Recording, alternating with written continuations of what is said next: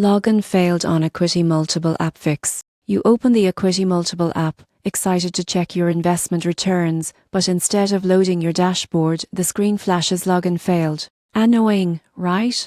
But here's the surprising truth: it's usually something small that's easy to fix. Start with your internet connection.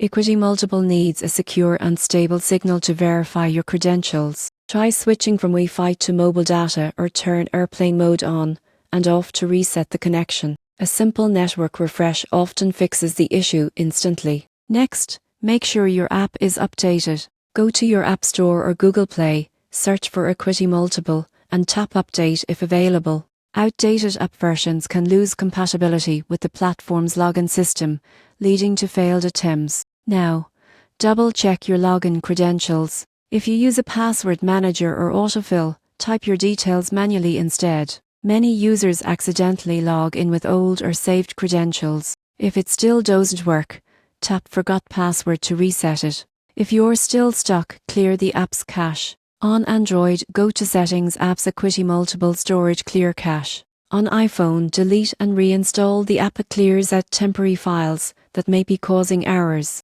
Also, turn off your VPN or proxy.